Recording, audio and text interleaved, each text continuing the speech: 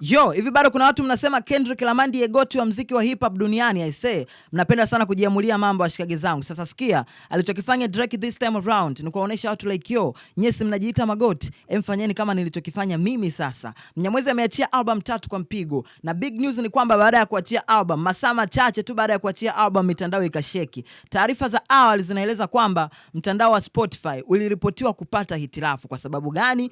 Watu walivyokuwa wanapalamiana kwenda kuzisearch zile albums za Drake ambazo zimetoka usiku wa kuamkia leo.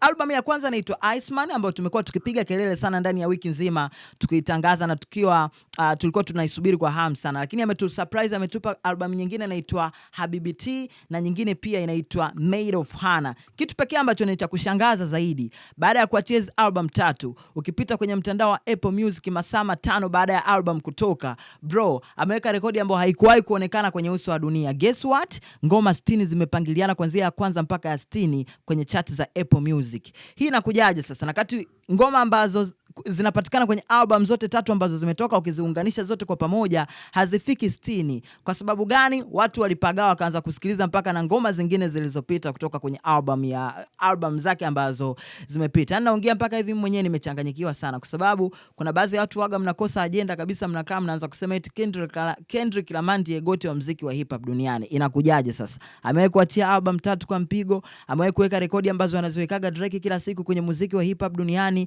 namba zake zinajitosheleza kwenye hichi ambacho anakifanya Drake kila siku kwenye muziki wa hip hop duniani. Bro, mkiwa na majibu kwenye hayo maswali machache ambayo nimewauliza hapo, mtakuja kuniambia na kweli mkaprove kwamba ni kweli Kendrick Lamar ndiye goti wa muziki wa hip hop. Lakini mkikosa majibu kwenye hayo, mimi nakuja kuambia tu kwamba hata kwenye ugoti pia wa content creation za entertainment Afrika Mashariki nashikilia namba 1. Mkibisha hapo nipeni mkono tushindane. Au mnasemaje?